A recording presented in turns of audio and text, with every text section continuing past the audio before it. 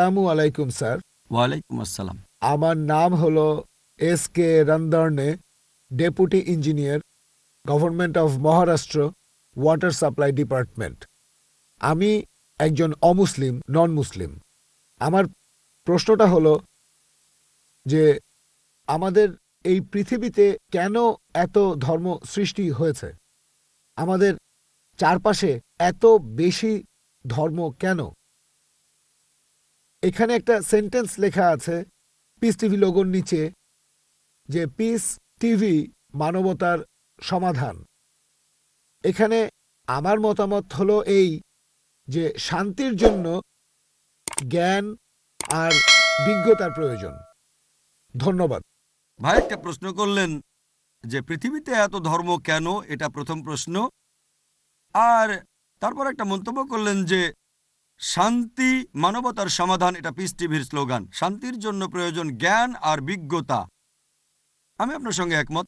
আপনার প্রশ্নের প্রথম অংশটা নিয়ে যদি বলি যে পৃথিবীতে কেন এত বেশি ধর্ম, আমাদের বুঝতে হবে যে সর্বশক্তিমান ঈশ্বর, আমাদের স্রষ্টা আল্লাহ সুবহানাহু ওয়া তাআলা পাঠিয়েছেন মাত্র একটা ধর্ম। আল্লাহ পবিত্র কোরআনে বলেছেন, সূরা আলে ইমরান অধ্যায় নম্বর 3 আয়াত নম্বর 19, ইন্নাদ-দীনা ইনদাল্লাহিল ইসলাম। একমাত্র ধর্ম, একমাত্র জীবন দর্শন যেটা আল্লাহ তাআলার গ্রহণযোগ্য, সেটা আল্লাহ তাআলার কাছে আত্মসমর্পণ করা। আল্লাহ তাআলা মাত্র একটা ধর্মই পাঠিয়েছেন। আর যত নবী রাসূল পৃথিবীতে এসেছেন, যেমন ধরেন আদম, ইব্রাহিম, মুসা, ঈসা, মুহাম্মদ, ওনারা সবাই শান্তিতে থাকুন। তারা মানুষকে একটা শিক্ষাই দিয়েছেন, আল্লাহর কাছে আত্মসমর্পণ করা। এখন আরবি ভাষায় যদি কেউ আল্লাহ তাআলার কাছে আত্মসমর্পণ করে তাহলে তাকে বলা হয় মুসলিম। আর ইসলাম, এই আরবি শব্দটার মূল আরবি শব্দটা হচ্ছে সালাম, যার মানে শান্তি। এর আরেকটা মূল আরবি শব্দ হচ্ছে সিলম, যার মানে আল্লাহ তাআলার কাছে নিজের ইচ্ছাকে সমর্পণ করা। তাহলে এক কথা ইসলাম মানে আল্লাহ তাআলার কাছে আত্মসমর্পণের মাধ্যমে শান্তি অর্জন করা। তাহলে আমাদের স্রষ্টা আল্লাহ তাআলা পাঠিয়েছেন মাত্র একটাই ধর্ম। তবে সময় বদলানোর সাথে সাথে ধর্মগ্রন্থগুলোও বদলে গেছে, বিকৃত হয়ে গেছে, নতুন জিনিস ঢুকেছে। আর এই ধর্মগ্রন্থ বদলানোর ব্যাপারে আল্লাহ পবিত্র কোরআনে বলেছেন, সূরা বাকারা অধ্যায় নম্বর 2 আয়াত নম্বর 79, ফাওয়াইলুল লিল্লাযীনা ইয়াকতুবুনাল কিতাবা বিআইদিহিম সুম্মা ইয়াকুলুনা হাযা মিন ইনদিল্লাহ লিয়াশতারু বিহি সামানান কালিলা ফাওয়াইলুল লাহুম মিম্মা কাতাবাত আইদিহিম ওয়াইলুল লাহুম মিম্মা ইয়াকসিবুন।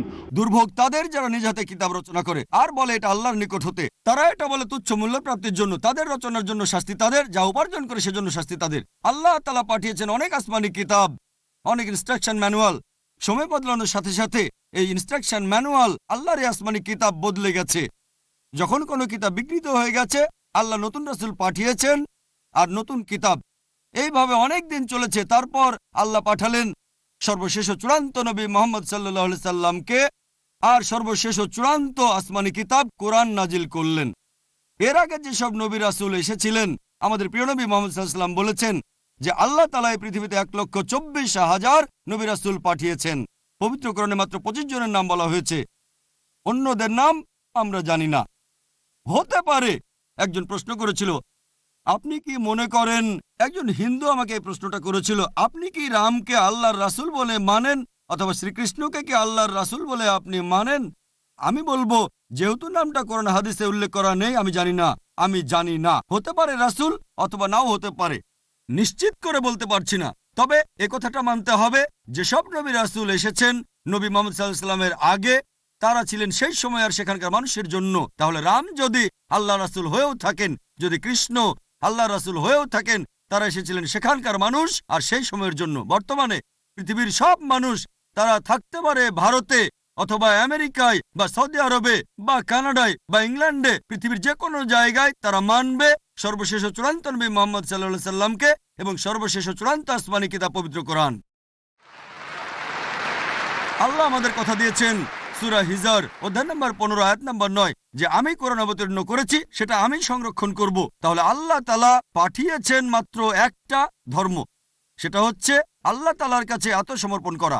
ইসলাম মানে আল্লাহর কাছে আত্মসমর্পণ করার মাধ্যমে শান্তি অর্জন করা। আর আপনি বললেন জ্ঞান এবং বিজ্ঞতা দিয়ে শান্তি অর্জন করা যায়। হ্যাঁ, কার কাছ থেকে জ্ঞান? সবচেয়ে সেরা কে? আল্লাহ তাআলা, আমাদের স্রষ্টা। কে সবচেয়ে জ্ঞানী? আল হাকিম, তিনি আল্লাহ সুবহানাহু ওয়া তাআলা মহান স্রষ্টা। তাহলে শান্তি অর্জনের সেরা উপায় হচ্ছে সেই জ্ঞান এবং নির্দেশনা মেনে চলা যেটা আমাদের স্রষ্টা আল্লাহ সুবহানাহু ওয়া তাআলা পাঠিয়েছেন। আশা করি উত্তরটা পেয়েছেন। ধন্যবাদ।